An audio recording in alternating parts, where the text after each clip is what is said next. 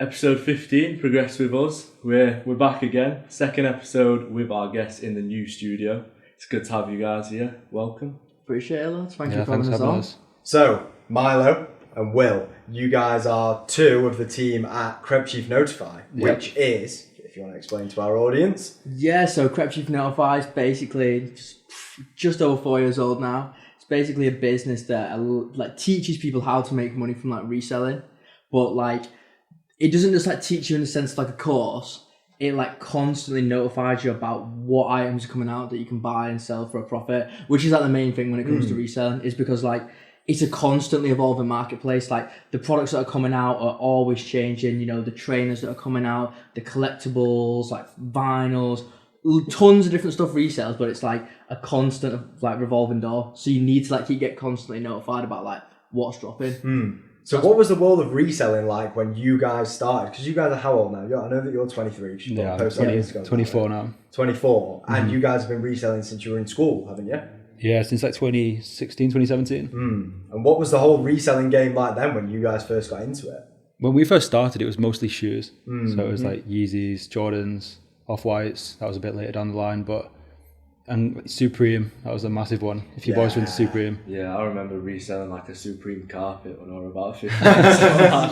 Yeah, I remember what was it? It was the shoe mats, the door mats. I remember they were. used to do it at school there, but yeah, I do remember all the Supreme stuff. I think Supreme and stuff like that probably got and reselling as a whole probably got a lot of people into business. Yeah. Because it's one of the first times that you can do something that's legitimate, that's a bit more high level than selling fucking sweets in school.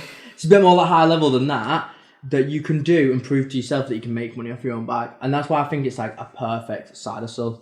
And for people who don't have a business yet or whatever, I always say that one of the best things is it's about getting early wins. You want to start a business where you can get your wins as early as possible. You want to start something and be able to make your first bit of money and actually have that first bit of money liquidated. You know what I mean? Proven money as fast as possible. Because let's say you start dropshipping or something, for example. You're doing it, you're learning all about it, you're building your fucking Shopify store, getting your shitty little products from China, and then you basically get to 6 weeks in, and you've still not made your first sale. What do you think happens to your motivation at that point? Your motivation just falls to the absolute floor, and that is the most important thing. It's about not quitting. So the earlier you get the win, the less likely you are to quit. So for somebody that's just getting into it, they're starting reselling or they're starting something like that, if you were to give, let's say 3 steps or 3 things that you need to do just to start, what would you say? 3 things today. Number 1, you need an eBay account. That's it. Yeah. Get your eBay account. You need 200, 300 quid, and then you need to sign up to our app. And then that's how you're going to find out what's dropping. Because I'm going to be honest, if you don't know anything about reselling, how are you going to know that this random Hot Wheels car is coming out that's going to resell for 75 quid profit and you can buy 2 of them, and so it's 150 quid profit? How are you going to know when you don't have a fucking clue about Hot Wheels that's going to resell? I was going to say, some of the things that I see you guys post on your Instagram, it's this resold for 75 quid profit. It's so obscure, and if you didn't know, you would just have no idea. But something else that I want to come back to as well is that thing that you just said about if you start a dropshipping store. A lot of people don't realise that these business models are just a bunch of skills all put together. With dropshipping, you need to know how to source products, you need to know how to run ads, and you've got to learn all these different things. But with something like reselling, the skill involved is you need to just have more access to information rather than skill. So I think it's probably the barrier to entry for people to get into it is lower. I think it's a great stepping stone, and I think that's very important for people going out there and who want to start businesses. I think you just need to take it 1 step at a time. But that's really important. It's for us, it's granted, we're not absolutely killing it, but we're doing pretty well. And it's if we hadn't taken all these little steps beforehand, then we wouldn't be where we are today. If we didn't start reselling when we was young, if we didn't start getting into bots, and then we didn't start making Discord servers and that, and then teaching other people to do it and teaching our friends how to do it, then we started teaching over 40,000 people how to do it. If we hadn't have done all these little steps in between, we wouldn't have we wouldn't have been able to get to the point we're at today. And on that as well, we've took what we've learned from making CCN and teaching people how to resell and applied that to other people's companies. So we've found other people who have an expertise in another field, and we've gone, boom, we know how to do all the rest of it. let's go and let's just fucking go and churn some cash together. So is that from like the marketing side of things? Everything, building the platform, marketing it, everything you've learned. Like, I think people underestimate like how hard it is to actually run these groups. It's not just like, don't get me wrong, it's doable, but it's not like super plug and play. So you see it all the time, people trying to do it and then they just... There's a lot to it, 100%. Yeah. They got all the back end systems, you got all the adverts, you got all the content output, you got like the actual managing of the product itself. There's like a million and one things that go into it. Yeah. And it's one of them, it's like people quit. It's like, you see it all the time. You see it all the time. People are like, just never quit. If you never quit, you're going to be fine. But you right before you get to the win, you fucking end up quitting because it gets really hard. Would you say it's like a competitive industry now then? Because I know maybe like 5-10 years ago, we'll go back to say like reselling and stuff. It was maybe not as saturated, people were just getting into it. But since in the past few years, especially on like social media and stuff, it's been this stuff about everywhere. Would you say it's harder to get into it now, it's a lot more competitive, or really it's just the same? Because there's so many different niche of stuff. We basically pioneered the whole like side hustle industry, you could say. Because it was like 6-7 years ago, we actually started our first kind of side hustle product or service. And there was no one else really doing it. And that was like based on Twitter. Yeah. Obviously, it's got a lot more saturated now, but if you know what you're doing, there's no reason why you can't do it. And there's that many new things coming about. Like we've just launched the Tom Flips service, which is completely not in our field at all. Yeah, we've done 3 months of work with him and it's absolutely blown up. The guy's done 27,000 followers in just shy of 3 months. Mad. We've got over 500 customers now. So it's definitely not saturated in terms of it's not possible to get into it anymore, but you've got to know exactly what you're doing. Otherwise it's probably not going to work. And like you said, people just give up. But the best part about all these kind of side hustle businesses is the fact that it genuinely requires no investment to get involved. Because all you got to do is build a community, implement all the infrastructure, and then you've got a functioning horse business. One of the reels of you guys where it was like, got some free Prime or something the other day, and then you were like, you can start with anything really. I think that's a good way of putting it. You could probably find some item in your house that you can just find and start from there really. 100%. I think now more than ever it's been easy to start a side hustle. It's been easier to learn how to make money online than it ever has been before. It's like imagine it like back in like 1980s or whatever, when the internet was like barely even a thing, probably wasn't even a thing then. It's like, how the fuck are you supposed to go and learn like how to go and like do a hustle? Like realistically, you have to know someone who knows a hustle for them to then teach you to learn how to do it. But now you can just go on the internet and just find all these people who know how to do loads of different things and just go out and learn. It's such like, you know what I mean? You can do whatever you want now. Like you can literally go on there. There's hundreds and hundreds of side hustles. There's new ones pop up every single day because people know if they find a sick way to make money, then they can teach other people how to do it and they'll make a shitload of money.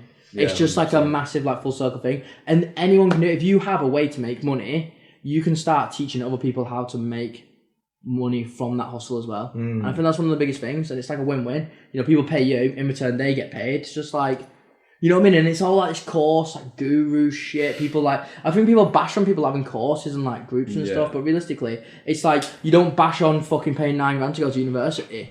It's like, what? It makes no sense.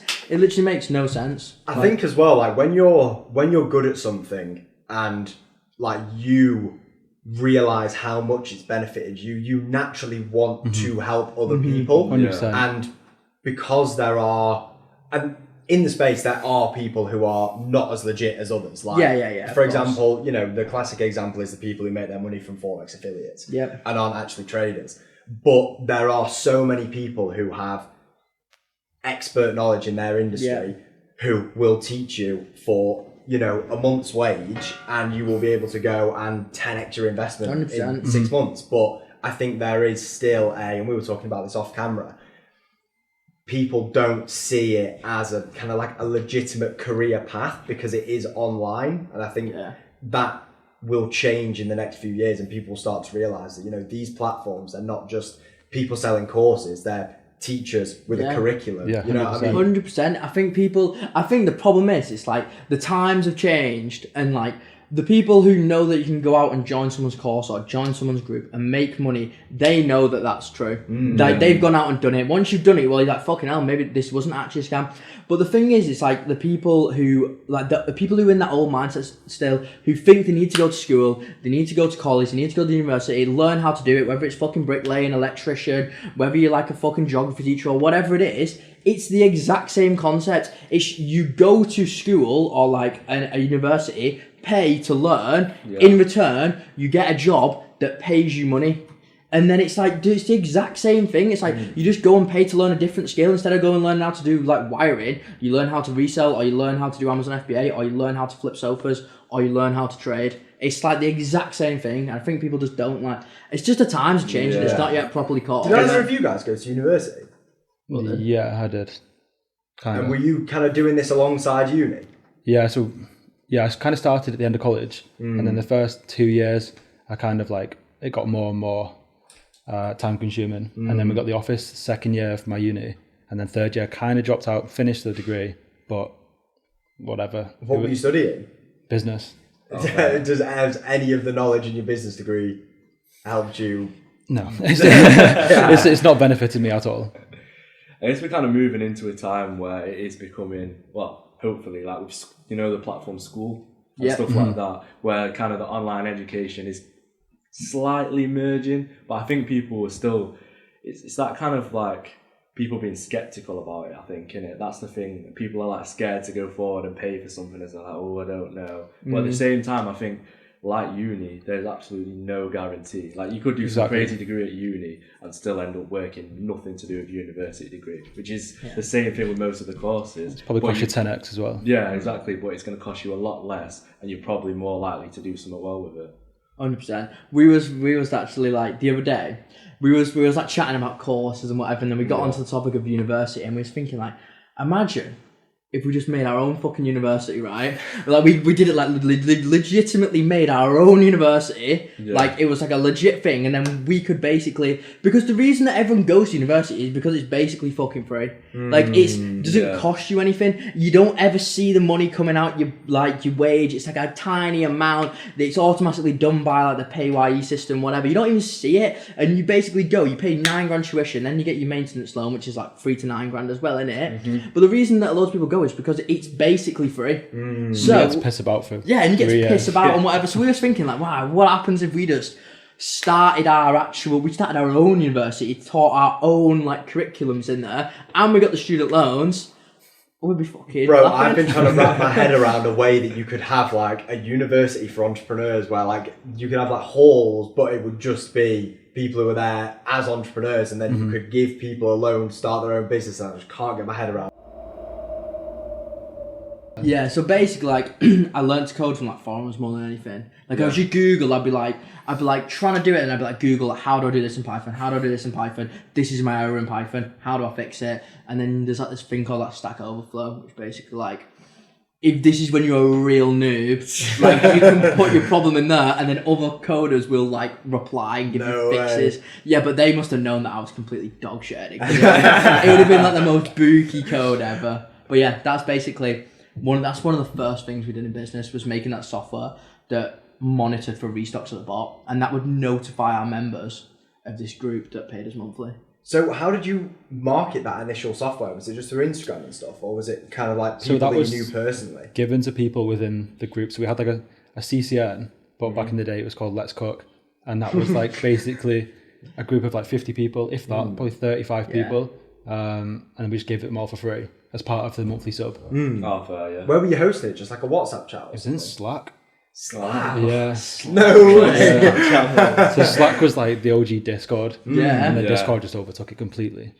But it worked well to a degree, but it was just a bit messy. But yeah, I mean, like they were paying, what, £25 a month, and then they'd buy one of them a day, make £100 a day. Yeah. And then it obviously...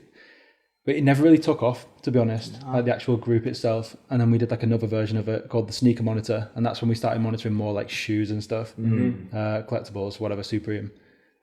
Same again, it didn't really take off. And then it was only like the third time round that we launched Crep Cheif Notify that it actually took off as like a big group. Yeah. And what do you think was the difference when you launched Crep Cheif Notify as opposed to the other content we posted, because we ran all them on Twitter, and then when we moved to like Instagram, pushed it through influencers, started posting on Instagram, growing like an actual page, somewhere for people to actually see, built the website properly, and just consistency. How long ago was that then when you first launched CCN? Start of COVID. But that would have been a good 3 time or to 4 get years to ago. reselling as well, because everyone's just sat at home, just getting straight on it. Yeah, It was insane, mate, back then. Gold rush back then. I saw like an article and a few things. I think it was a few days ago when I was just looking at some stuff about you guys. Of you getting 3,500 PS5s or something like that. I saw a few like people going on about it on Reddit and stuff like, oh, these guys have got all these. Mate. People was like leaking our addresses and stuff. But the 3,500 PS5s though wasn't actually us buying them. Basically, what happened was it was like on Very, the PS5s were sold out, but there was like a secret page that you could like buy PS5 through. So we figured that out. I can't remember how we came to know about it, but anyway, so we started buying the PS5. So then we was like sick. So then we sent it into CCN, and at this point we had thousands and thousands of members. I think at this point we might have had like 5,000 members. Right. So like fucking everyone jumps on it and starts cleaning it out. Boom, man. PS5s are reselling for £400 profit, mate. So everyone's like fucking absolutely hammering it, right? And me and Tom are like sat in the office. I don't know if I can't remember if you was there or not. I'm not sure. But me and Tom was in the office, and we posted it on Instagram. We posted how to do it on Instagram after it had like sold out. Because it was like sold out on the front end, but in the back end it was in stock. So with the secret page you could buy it. So eventually what we did was we showed everyone how to do it, and then we basically went onto our like Discord server, and there was just hundreds and hundreds and hundreds and hundreds of people buying that multiples. So we put that on our story as well, and then the next day a Sky News article came out. Yeah, I was going to say. No way, Sky News did an article on it. Yeah, that's what I saw. So did you get a lot of backlash from it? Or was it a feed post? It was a feed post, and it just said, like, it was like a collage, like a proper shit collage of all these pictures, and then it was just like, said like 3,500. Yeah. And we got everyone from Discord to like comment on it. Yeah, and we put. I remember though we put on the story. It was like we've just hacked the very website and shit. We hadn't, but like we just found like a glitch in that. We were just proper like baiting it out, but it was good stuff. I saw that you made a reel as well on like you went and dropped DMO some PS5s as well, and the website blew up. Yeah, that was fucking mad. That was crazy. We went and like. That's influencer marketing back then was fucking goated as well. Obviously, I do think in business there is a right time, right place situation. But you've got to be going for long enough to find the right time, right place where you just make fucking shitloads of money from like basically not that much work. Because you just get times of just like perfect alignment which allow you to make a lot of money. So basically that was like one of them times where we just absolutely fucking came. Was there anyone else you partnered with other than DMO who people would know? TG, he was our business partner, Tom Exton. He so going back to the start of CCN, and this is why business partners and other people around you and surrounding yourself with the right people is so important. Because I remember, you can probably tell the story about when did you go meeting with Tom? Yeah. So we met up with Tom Exton in London, a little cafe, and we basically explained like the whole business model, how it works. You can get members in, they start reselling, whatever. And he basically said, there's no reason why we can't have thousands of members doing this. And like, I'd only had like I said 50 members at any one time. So I was like, yeah, maybe a few hundred people, whatever. And he was like, no, there's no reason why we can't have thousands of people in this group. So it was like, right, whatever. So we launched it, started picking up slowly, 20, 30 members a day. And then a few months later, we literally had like 2,000-3,000 members. Yeah. Just from absolutely him hammering it. But obviously he's got the audience. It cost us nothing to partner with him. Yeah. He took small equity of the business. And in return, he just absolutely pumped it. But that self-belief, I think, was crucial. Because we knew he was fucking churn a dog, mate. Had Lambos and fucking sick watches. We knew he was rich and he was successful, and we wanted to be that. So anyway, when he says to these lads, he's like, yeah, don't worry, mate. In a couple months' time, I'll have 2,000 members, buzzing. He was like, he's sort of blasé guy, very type, like, you know what I mean? He's very kind of like, yeah, we'll do it, and it's done. Yeah. So anyway, they all come back and they're like reporting the information back to me and the other lads in the office, and we're like, we're there on our calculator, we're like, I remember it was like, we had this shit office, mate, shit couch, TV, state freeze on the TV, we're doing like the transfer on like this DLC map, and I'm sat behind the couch, like on my calculator, like, 2,000 times 30, and I'm like, £60,000 a month, mate. Like, we're gonna be fucking rich, right? I was like gassed out of my mind. I was all there like, woohoo! This is gonna be sick. And then like crucial moments like that are just like.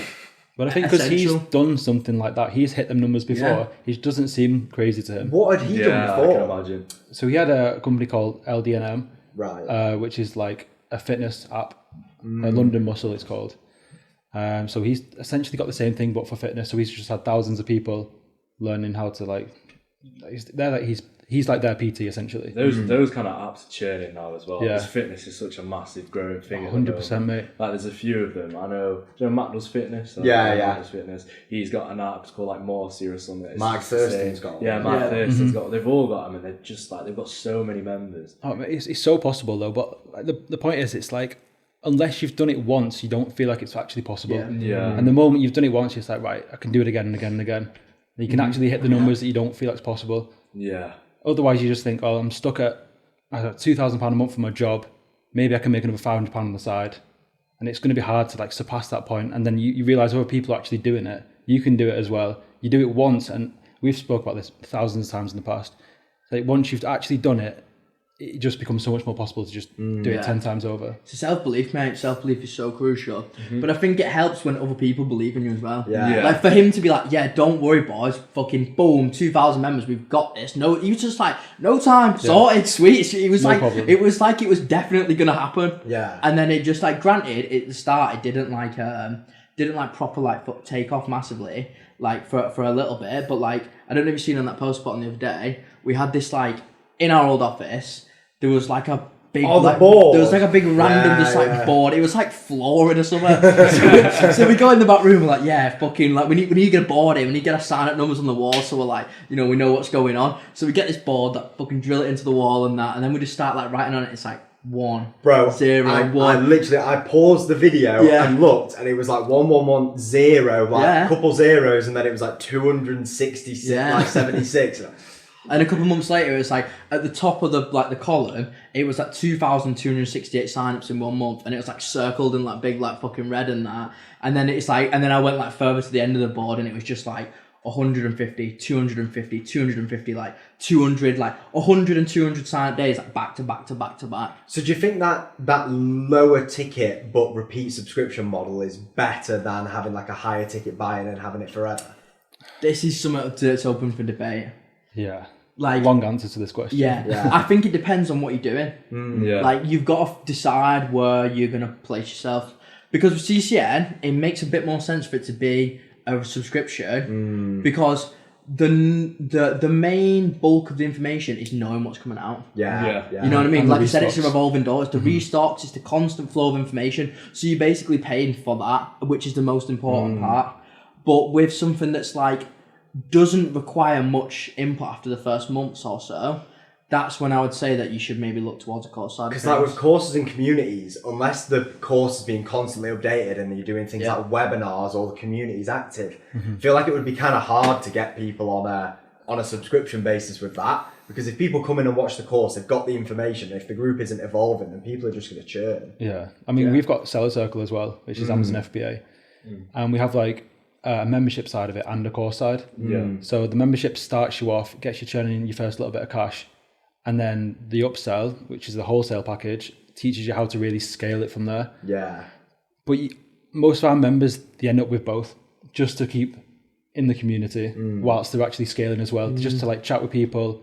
And I think, it completely depends what kind of business you have, whether you sell a course or a membership. So do you know, for you guys with like CCN and that, compared to say people who might be familiar with like drop list or sneakers or something like that, what is it that kind of differentiates you guys' platform from something like that? Because basically at CCN it's much more niche. Yeah. Like you wouldn't find the Hot Wheels set they released yesterday that makes 75 quid on like drop list or whatever. Yeah. You won't find all these niche things. Like we're constantly looking for anything and like, everything and anything that makes us money. If we think that's going to make you money, we'll tell you about it. And it's like event tickets, you won't see them on there. They're stupidly profitable. It's like outletting, like going to Nike outlets and stuff has become extremely profitable recently. But there's a method to doing that, which I would say if you was just selling Nike outletting on its own, that'd be something that you would probably sell as a course and not a subscription. Yeah. But like we've like made some way to kind of integrate it into our subscription. So like it depends on like what you're doing, but yeah, that'd be my answer to the dropless question. We do more niche things, like the stuff you find in CCN you're not gonna find on there. Granted, the sneakers and stuff you might find on there, but you're not gonna find all the information about where they're dropping, all like the low key sites or the low key raffles, all that type of stuff, which is like again comes back to that constant information flow. I mean, like, there probably is like 5 different websites you could check through. yeah, But you guys have it all in one place. Yeah, and how long is that going to take you? 100%. So all the free information on the internet, it's all well and good, but if you spend 2 weeks learning X, Y, and Z when you can just download this for £30 a month or pay £100 for a course or whatever the price is, it's all there and you learn it in a day. All the information's in one place. It just saves you so much time. yeah, I think that's crucial. I think that some of the biggest businesses in the world just save you time. Your time, at the end of the day, your time is like really valuable in it. So like, yeah. Was there ever a time where you were kind of tempted with any other business models other than reselling? Like if you guys were started getting into business in 2015, 16, I know there was like the big drop shipping boom and crypto. Was it, were you ever like kind of tempted? Yeah, we did NFTs for a bit, stuff like that. We flipped some NFTs, but again, it's just all dead volatile and that. And like, I don't know if I think and it was a big distraction for ourselves, you know, because it's like fucking gambling that shit, man. Yeah, like, I was gonna sucks say me in. that. Like, it just sucked us in. We was 100%. like, instead of like fucking actually working on growing our businesses, we're spending half the time just fucking refreshing OpenSea, mate. Saying, like just investing in looking. shit projects. Yeah, it's fucking jokes, mate. So I think that's another important lesson in business as well. Is be careful like what you spend your time on, because before you know it, you can be down a rabbit hole. But with that said, if you do see a great opportunity, do you think sometimes it is like sometimes you got to know when to abandon shit and just fucking jump onto the next. You can kind of end up just like chasing the dopamine probably and stuff like that, can't you, quite easily. I think something about you guys as well that I want to talk about that seems really interesting is, do you know, with a lot of online businesses, it is purely online, but looking from the outside in, it looks like you guys have such a good group of not just friends, but you're all in business together and you've got that culture. How important has that been to the growth of CCN? Oh, massively, I think. I mean, obviously we started it years ago, and then obviously bringing everyone on, everyone's got their own different skill sets. And I think you might be good at one thing, obviously the other person's good at something else, someone else is good at something else, and like together you just 10x the scalability, the how fast you actually move forward. Everything's just happens so much quicker and like so much better, such a higher standard. If you post something out and it might be like a spelling error or it might just be completely wrong information, you've always got someone else to check it. And there's a lot of benefits to having people around you. And 100%. were you guys all friends before you became business partners, or did you find people who were kind of like seemed like they'd be a good fit for the business and then brought them in? Yeah, I mean, me and Milo actually grew up living next door to each other. No way. That's how we ended up meeting. And then I met Tom in college. Max was actually a member. So he joined, he was just smashing it, worked his way up the ranks, and then in the end was like, just come to the office and like work a day a week. And then it just progressed from there. Ended up moving into the house of us when we moved to Cheshire. Yeah, and the other lads in the office, they was all members, basically, apart from the editors, who we've just hired on Indeed or whatever. But I guess like joining one of these communities as well, it's much more than just learning a skill. Like you're then in a group of people who actually want to kill it in life. You're not just with people who are just joining to make £100 a month. It's people who actually want to progress. So it's like the age-old saying. It's like you are who you hang around with. It's so 110,000,000% true. But I think people find it hard as well to kind of break who they're hanging around with, because they've known them for so long. But it's so important, and I think it comes back down to, it's like, let's say you've just got like a set of like 5 friends, blah blah blah blah. Not one of them gives a flying fucking shit about business, right? And you want to start a business on your own. Who are you going to talk to about your business? Something that you're passionate about, something that you're excited about, something that you need feedback on to fully form the business and form what it's going to turn into. If you have no one to talk to about it, no business partner, nothing like that, your mates don't give a flying fuck about it, they're not going to be interested. They don't want to hear you blab on. if you bring it up when you go for a chat with them, they're just going to shut you down and change the conversation. Yeah, you know what I mean? They're not going to be interested. So that is really important. And that's why, so you must be able to see like how that can affect you and affect your growth if you don't have someone to talk to about it. So would you say that like a good way of doing that for people who's kind of feeling a bit alone in the business sense is just joining a community? Yeah, join a community. and try and find, you know, other people. Like, a community is a great place to do it, because you can meet all these people online and then go and link up with them, and, you know, before you know it, you might move them to Manchester together, you know what I mean? And like, it's one of them. It's like, and that can be like the start of it all. Yeah. But it's very crucial. Like, obviously, me and the lads have got very lucky to know each other from a very young age. But I guess that's how we've met Max anyway. Yeah. Just through a community. Yeah. Which is insane when you think about it. Yeah. And that's his entire career now, is this. Yeah, so he basically joined CCN. It probably weren't even 30 quid back then, it might have been 25 quid. Joined CCN for 25 quid, started working with us, worked incredibly hard for us. Now the lad's got fucking an Audi R8 at 23 years old. It's like, what can you fucking say, mate? Like, anything's possible. And can you imagine if he hadn't joined? Fucking hell, it'd be a different story, mate. Have you ever encountered any problems with like working together as friends and as a team? Like, if something goes wrong, do you think it kind of affects the friendship in any way, or do you think you genuinely do have just like a great team and a great culture?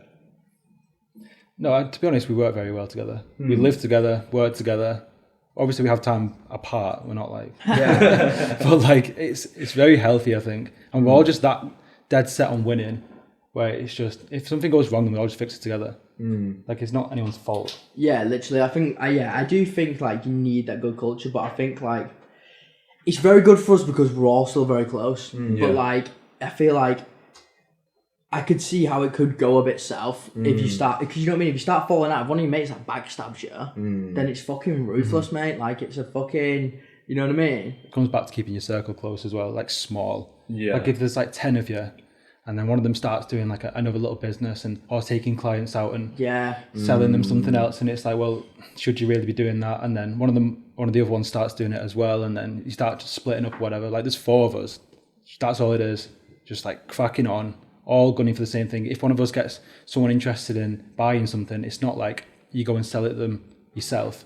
You bring that person into your business. What can we provide to them as a team? Yeah. So I guess it's kind of also, when you're going into the business in the first place, just pick who you're in wisely and that kind of thing. Yeah, I definitely think, and that's what I mean. It's like, you should definitely pick who you're in wisely with, and pick good people, good churners, people who are actually going to be motivated. But it's hard to do. Like, how can you judge what someone's going to be like in like a long time after, like, when you've only just known them for so long, and people change and that, and people go through like mad shit in life and they change. So I think it's one of them. You should definitely roll the dice on it, but I think you should, like, you know, take it with a pinch of salt as well. So I was going to say, in terms of people like wanting to try and find a community or find places to find other like-minded individuals, what's a good way of actually narrowing it down? Because I know there's so much out there now. For someone who hasn't really got a clue, they're probably just can be a bit intimidating, and like, what am I actually doing? Where do I go to look and find things? Yeah, I think obviously there's like loads of stuff now with people with like courses and stuff. I think if you're in the UK, a wise thing would probably be to be join a side hustle that is in the UK with a community. Because let's say you join a side hustle, like there's other people's side hustle, like I'm in Gadsy's like digital launchpad, for example. That's a worldwide thing, right? So you join that, it's going to be a little bit harder to find someone in the UK, but granted, there might be top churners in there. So I guess some things have like benefits and drawbacks, but if you join a side hustle that's like specifically UK based, then there's a higher chance of finding someone that's like close by. Something that I do see in communities as well, that I personally kind of struggle to get as much value as I'd like out of it, is that most of the people who are buying courses and joining communities are starting at the bottom. And there isn't really like, I want to be learning from people who are 2, 3, 4, 5 steps ahead of me and have their knowledge passed down to people. When everyone's kind of starting at that bottom level, I think unless there are people who have done well, who've stayed in the group and are kind of like willing to give back, I think a lot of the top churners are like moving on or might be in a different community. You know what I mean? We have in Seller Circle, we have this thing called like the 10k club, 20k club, 50k club. So once they get that award, then they get access to like a private chat. Yeah. So I guess that'll kind of fix your problem. But I know what you're saying, like we don't have it in CCN or...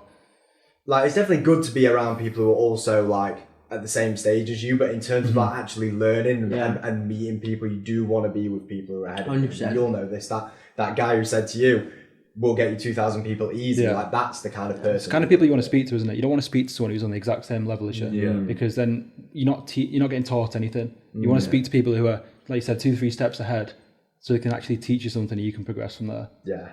That's what I mean. It's like two different sides of it. It's like you could do with a business partner who's on the same level as you. Yeah. You know what I mean? So you're in it together with someone, you know what I mean? Like someone to fucking fight the just shit times with you. But then it's also good to find these other people who are steps ahead of you so they can relay knowledge. But I guess it's like with them people, it's like giving them value somehow. It's like with TGE, it's like, for example, for us, like he rolled the dice on us. Like, how we knew TG was because these lads bought Crep Cheif off him, the page, the brand name as a personal shopping page. Yeah, so that's how they knew him.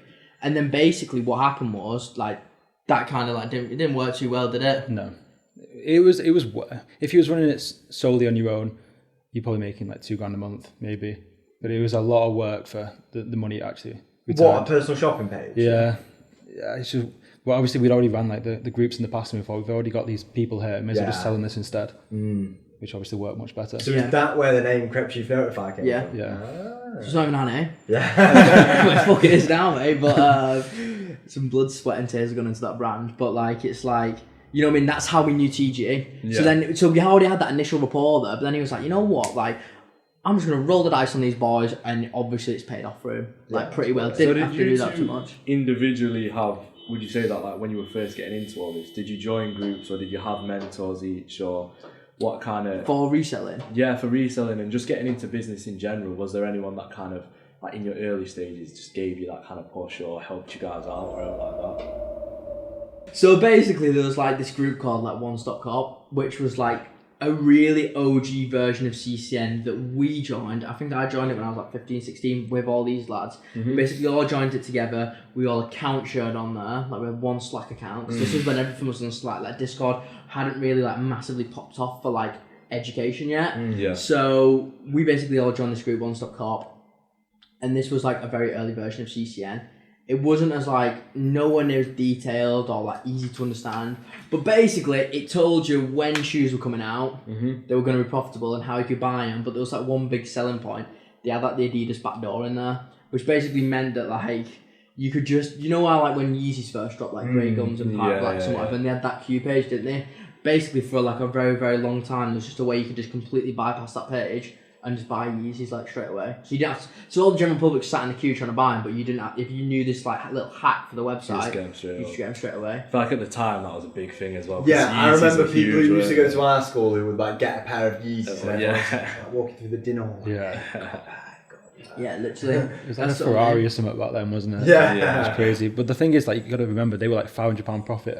It was in stock for an hour and a half, so it's just £500 profit as many times as you wanted for an hour and a half. As many times you could afford when you were 15. Yeah, that was I remember amazing. some of the like Pirate Blacks now going for like a K and something, weren't they? And it, like, I don't know what they're doing now, but back then Through the floor, probably. Yeah, they re-released them, shit themselves.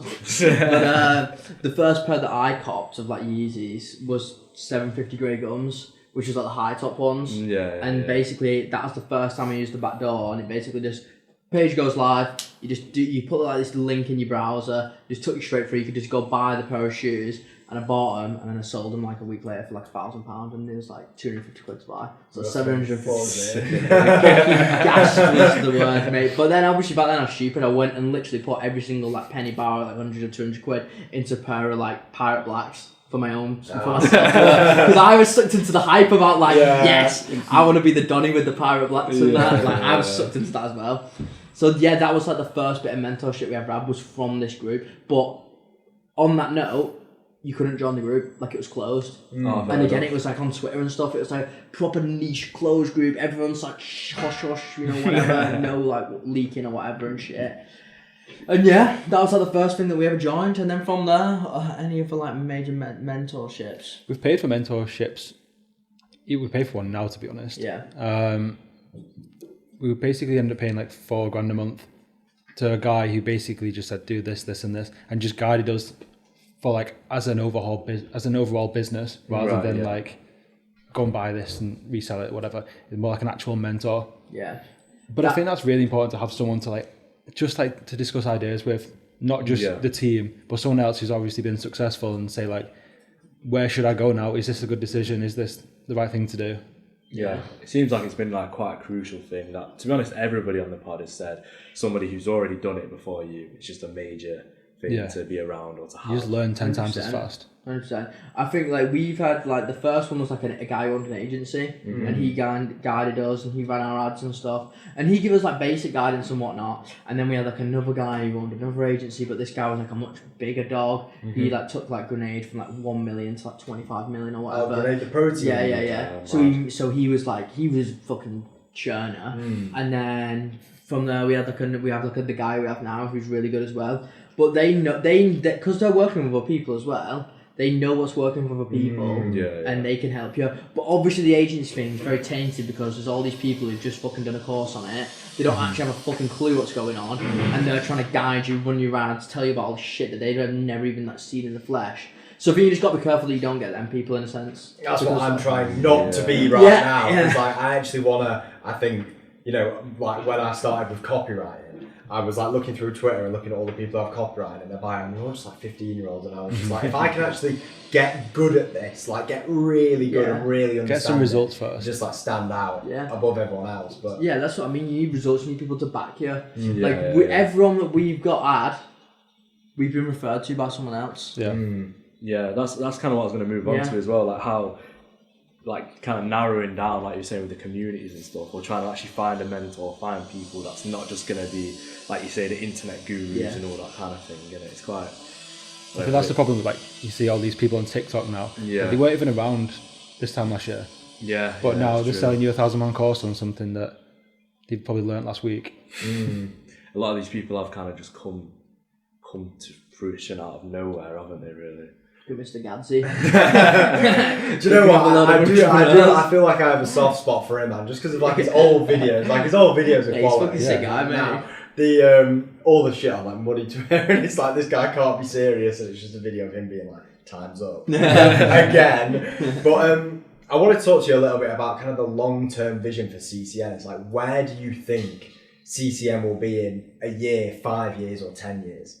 I think genuinely with like CCN, it's like one of them ones. I think probably it's not going to be a business that makes us like an insane amount of money. It's probably just a stepping stone business for us. It's our oldest business, our long-standing business. We have got like plans to where we want to take it and whatnot. But I don't think it's that. I don't think it's like our be all and end all.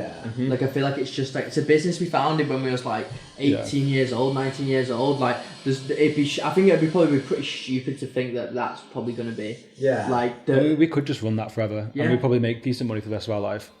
Like that kind of business, like side hustle where you're reselling in-demand items. It's always going to be there. It's always going to be things of hype. So it's never going to die as such, but. It's never really. It's a beginner side hustle, so there's never going to be people with excessive amounts of cash to put into it to pay us. So you're always going to have this constant flow of people coming in, making the first bit of money, then going on to something else. You're always going to have that flow of people coming in and out the business. So I don't think it's ever going to get like to a point where it's going to exponentially scale. I don't think it gets to the point where it's making like ridiculous money. Don't get me wrong, it makes great money, and at times it makes like even more insane money because the landscape around the side hustle evolves. And, you know, and let's say we did have another COVID, it would probably be extremely fucked for us because, like, it's even easier to do now. Like now we've got, like, an app and stuff, it'd be like, I reckon, if another COVID happened now, like, which was, like, a massive thing for it, that business would just explode overnight. Like, I genuinely do reckon it would fucking just absolutely mega churn. So, I think it's one of them, it's like, we're just trying to make the app as good as possible. We're trying to add more reselling-related side hustles in there. We're trying to make it as easy as people to do. Like, we're trying to make it as easy for people to resell as possible. So people can just come in, like I mentioned about the starter business, the stepping stones, so that people have a bit of a stepping stone. I think that's probably like the vision of the business now. Make great content, make a great app, and like allow it to be a stepping stone for people wanting to get into business. And what other businesses would you have your eye on outside CCN? It's fine if you don't want to say it as well. Outside of CCN, we've obviously got all our other businesses like Cell Circle, Tom Flips, continue to scale them. I want to do something with software, but there is something we've got our eye on, but we won't speak about that for now. Maybe when it's coming, we'll have to get you back on the pod and run it back. 100%. Anything you've got your eye on, mate? Software, mate, something big. Yeah. It does seem like something big, especially on like people who own agencies and now creating software to make life easier for agency owners. I feel like there's kind of with people who, do you know how you're talking about how people go from like A to B and then B to C? feels like people are kind of like dropping and creating products for the people who were at the step that they were below them. So for example, agency owners creating a course on how to get your first client, and then people creating a course on how to scale, and then providing software. It feels like you kind of have this, you're just solving the problem that you had before, if you know what I mean? 100%. It's always about like creating like a software. I always see it as like you're making things more convenient. Yeah. So like one of our first software businesses was a raffle bot. So basically you could enter raffles thousands of times and win like as many shoes as you wanted essentially. But that only comes around because you realise there's an issue with the market. Like I can't win a raffle. So how do I win a raffle? I'll enter 1,000 times. I'm not going to enter 1,000 times manually because it's never going to work. It's going to take me a week and the raffle's only open for 2 hours. Yeah. So what's the fix? Go and make a software which allows you to enter the raffle 1,000 times in 2 hours. We did it, worked, won hundreds of pairs of shoes. So then we sold that software. But it's all about spotting like an issue with them. Obviously that one's a little bit different, but if you are like you're finding maybe like you make a CRM for an SMMA company, or you make something with like Go High Level or whatever. It's about spotting an issue with the market and then developing a software which can fix that issue. That's how you're really going to make something valuable. And Otherwise, you're just making something. Personal goals outside of business, things you want to try and like improve in other areas of your life. Fitness, health, mindset, eating better. I think that whole like mindset manifestation thing is like a massive thing in business. There's too many people out there who just don't believe in themselves for one, don't go to the gym. They want to sit in bed every day and watch Netflix and whatever, but they still want to have this multi-million-pound business at the end of the day. It's never going to happen. And I think once you start doing something like go to the gym in the morning, after that you'll feel better, you'll eat better. After that you'll get back to work and you'll probably be motivated for the rest of the day. And then you wake up the next day, you feel good again, and you go again and again and again. Yeah. But it's like when you make that first L of skipping the gym or having that McDonald's takeaway, and you start going downhill. It's very transferable, isn't it? Like Yeah. in terms of from your physical to your business and your mental, and they all coexist very well And together. it's just about consistency. Yeah. Yeah, it's like, that's what I mean. The consistency to go for years and years and years and years is what makes you into like a mega millionaire. It's like, it's the constant, it's like the compound effect of your knowledge. Yeah. You have to be going forever. I was reading The Psychology of Money the other day, I finished it off, and it's like, in there's a lot about compounding and stuff. And I think it said if like Warren Buffett had started investing when he was 30 years old, he would only be worth like $1.7 million today. But because he started investing when he was like fucking 12 years old, he's worth like worth like 100 and something billion now. Yeah. But because of that 15-year difference, whatever there, is like, so from 1.7 million to like 100 billion. So that effect of compounding knowledge going for a long time is extremely important. And like Will mentioned about the gym and stuff, it's like it makes you feel like fucking it raises your dopamine, makes you more energetic, makes you like more switched on. So all them things matter, and it's like, and like mentally callousing your mind, and that if you've read like David Goggins' book, that's fucking mad as well. Like if you do hard things, like mentally hard things all the time, when another challenge comes, it's easier to do because your brain's more used to really hard like mental challenges. Yeah, I think on top of that, if you feel good